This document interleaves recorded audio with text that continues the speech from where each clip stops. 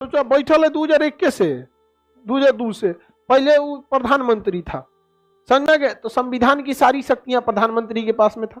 उसमें लिखा था कि 2 बार से ज्यादा आप प्रधानमंत्री नहीं बन सकते हैं। तो एक बार 5 साल कंप्लीट किया, फिर 1 साल कंप्लीट किया, और आखिरी साल जब था तो उसने कह दिया कि अब सारी शक्तियां राष्ट्रपति के पास होंगी, और अगली बार राष्ट्रपति बन गया, और दोबारा फिर राष्ट्रपति बन गया। 2 गो सदा दिया प्रधानमंत्री का, 2 गो सदा दिया राष्ट्र। उसके बाद कह दिया कि विशेष कंडीशन में राष्ट्रपति 2035 तक चेंज नहीं होगा। 35 तक चेंज नहीं होगा। 35 के बाद वो बचेगा कितना, नहीं बच पाएगा पुतिन। लेकिन है बहुत खतरनाक।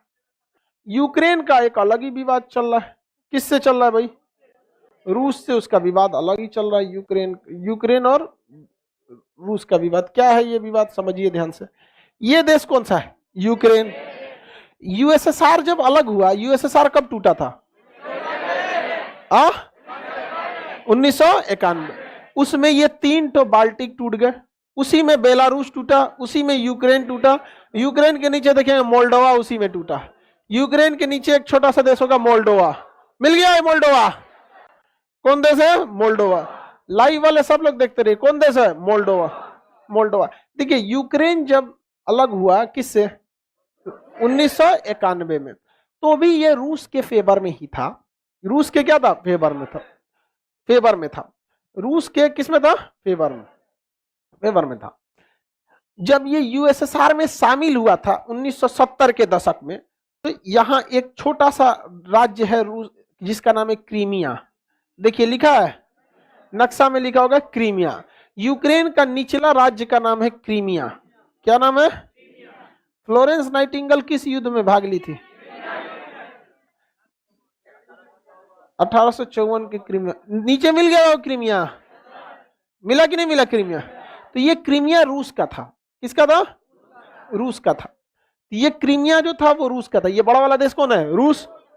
रूस। ये क्रीमिया किसको दे दिया? यूक्रेन को दे दिया। और यूक्रेन को किस में मिला लिया? यूएसएसआर में। किस में मिला लिया?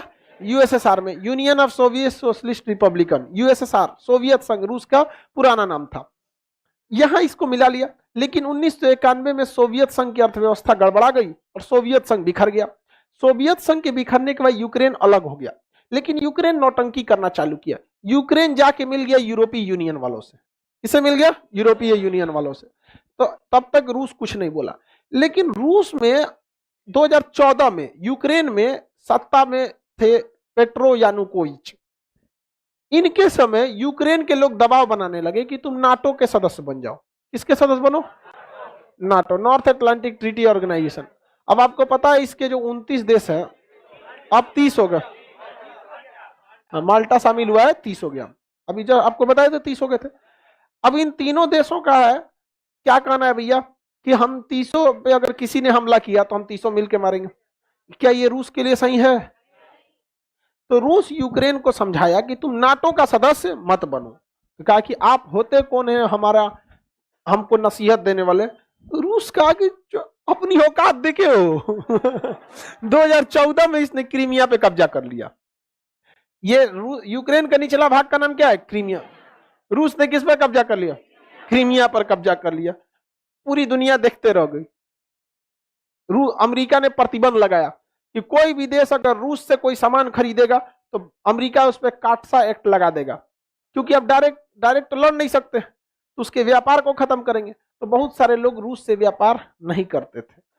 किसके डर से? अमेरिका के डर से। और अमेरिका को भी बहाना मिला था कि भाई आप किसी भी देश को ऐसे ही कब्जा नहीं ना लेंगे, अब फरिया लीजिए जिसको देखना। अब डायरेक्ट अमेरिका भी रूस पे हमला नहीं कर सकता, रूस भी अमेरिका पे नहीं कर सकता। यही तो होता है शीत युद्ध। दोबारा 2014 के बाद क्या चालू हो गया? शीत युद्ध। अमेरिका ने क्या कब्जा कर लिया? क्रीमिया। रूस ने क्या कब्जा कर लिया? क्रीमिया। अब देखिए क्रीमिया के नीचे तो काला सागर है। क्रीमिया के नीचे कौन सागर? काला।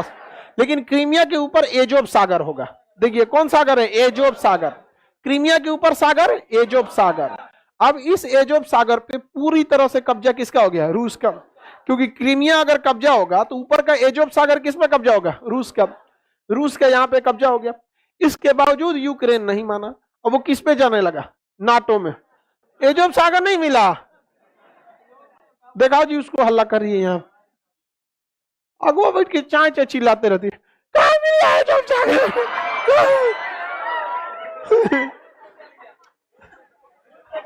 रूस लेके चल गया तो कहाँ मिलेगा? अगो बैठ के ना ये चाय चाय चिल्लाएगी सब। नीचे तो बड़का काला सागर को कैसे कब्जा कर पाएगा भाई, इतना बड़ा है। क्रीमिया के ऊपर जो एजोब सागर है, मिला एजोब सागर, तो उस एजोब सागर पे किसने कब्जा कर लिया? अब यूक्रेन अभी भी जा रहा है किससे मिलने? रूस जो किया पता है, 3 लाख सेना यहां खड़ा किया है, कह रहा है तुम मिलो। 3 लाख फौज खड़ा किया कि हम मिल तुम यहाँ पे। अब यहाँ के लोग आधा पागल हुए। देखिए, देशभक्ति और स्वाभिमान अपने जगह पे और समझदारी अपने जगह पे। लड़ तो चल जाएगा मिलने, कौन नाटो वाला आएगा बचाने? अरे नाटो वालों की औकात इतने हैं कि अफगानिस्तान में घुस के मार सकते हैं किसको? तालिबान को। और वो ससुरा 20 साल मारा, लात खा के चल आया। नाटो की औकात इतने थी कि वियतनाम में बम गिरा दिए थे 27 करोड़, ऑपरेशन मारे सब वियतनाम से भाग के आए थे। नाटो ने किया क्या आज तक? इराक पर हमला किया है, सीरिया पे किया है, छोटका पे लीबिया छोटा पे किया। आना तो नहीं भारत पे, भारत पे आधा तो कंफ्यूज हो जाएगा सर, भारत कहां शुरू हो रहा है कहां खत्म हो रहा है, अलग अलग भाषा है। बिहार में कुछ की कोई छुरी तुम फोन करेगा, we cross the border of India, now we are in Nepal. कर नेपाल में नहीं रहे, इंडिया। अंग्रेजवा आए थे सब तो पगला गया था सब, नहीं समझ में आ गया किसी को? कोई दिक्कत नहीं है, आगे बढ़े। तो देखिए ध्यान से, ये वाला बॉर्डर यहाँ पे किसने खड़ा कर दिया फौज? अगर ये जाएंगे नाटो में, तो नाटो में तो रातों रात नहीं मिल सकते हैं भाई, कुछ का एक समझौता होता है, वो होगा, बहुत लंबी प्रक्रिया होती है। कहता तू प्रक्रिया चालू कर, तू चालू कर, यहाँ हम मार देंगे। अब मारिए दे तो ठीक है ससुरात, नहीं नाटो में जाएंगे यहाँ पर मारो। इससे सीखना चाहिए हम लोग को देशभक्ति। रूस से दुनिया कुछ कह रही है और हम लोग को डर लगता है अपना कोको आइलैंड वापस लाने में।